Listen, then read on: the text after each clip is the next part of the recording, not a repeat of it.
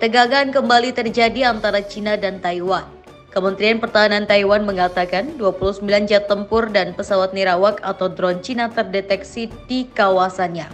Cina yang mengklaim Taiwan sebagai bagian dari wilayahnya telah mengerahkan pesawat tempur, pesawat nirawak, dan kapal angkatan laut di sekitar pulau itu hampir setiap hari.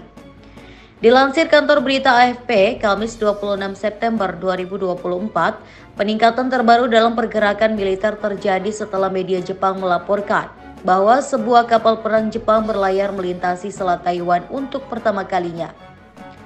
Ini dilakukan untuk menegaskan kebebasan navigasi Jepang di perairan sensitif itu.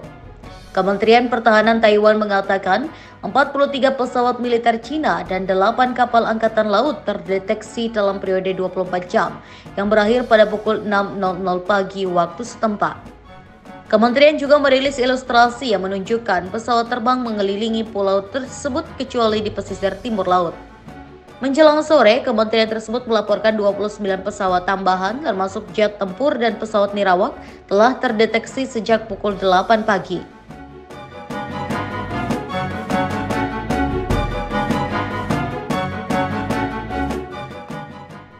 Di sisi lain, Taiwan sudah terbiasa dengan pergerakan militer Cina di sekitarnya.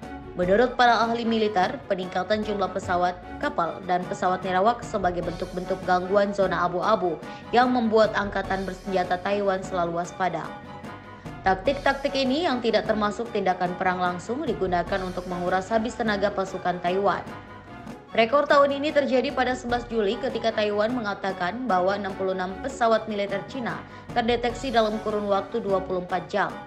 Cina mengatakan tidak akan pernah menghentikan penggunaan kekuatan untuk membawa Taiwan kembali di bawah kendalinya.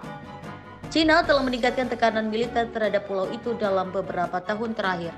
Taiwan adalah sebuah pulau kecil yang dulunya bagian dari negara Cina. Luas wilayah Taiwan sendiri hanya sekitar 36.000 km persegi. Hal ini terlihat sangat kecil jika dibandingkan dengan Pulau Jawa yang memiliki luas sekitar 128.000 km persegi. Dikarenakan pada tahun 1660-an sedang terjadi pergolakan politik di Tiongkok, akhirnya etnis Han yang tinggal di pesisir Laut Tiongkok memilih bermigrasi ke pulau tersebut. Pada tahun 1996, Taiwan melakukan pemilihan presiden untuk pertama kalinya. Cina yang tidak terima dengan keputusan tersebut kemudian mengirimkan pasukan militernya untuk merebut kembali wilayah kedaulatannya. Hingga sampai sekarang, masih sering terjadi ketegangan antara kedua negara tersebut.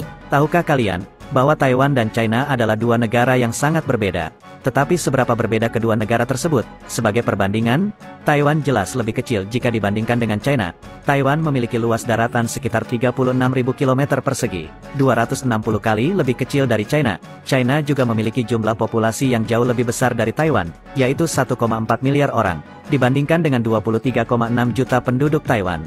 Meski PDB negara Taiwan jauh lebih kecil daripada China, penduduk Taiwan hidup lebih kaya jika dibandingkan dengan China, dengan pendapatan tahunan rata-rata mencapai 31.000 US dollar, sedangkan orang Cina harus hidup hanya dari 12.000 US dollar setiap tahunnya. Militer China sangatlah besar, dengan 2 juta tentara aktif dan mempunyai sekitar 300 senjata nuklir, sedangkan Taiwan tidak memiliki nuklir sama sekali.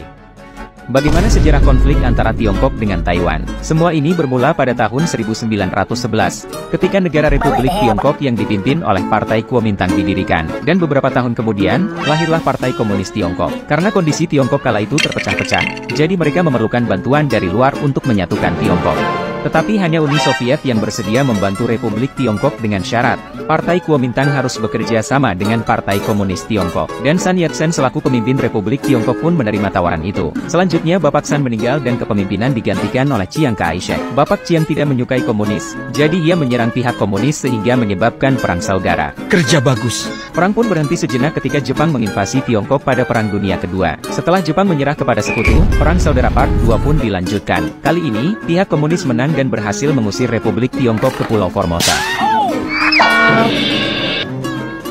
Pulang ke kampung sana, Cina.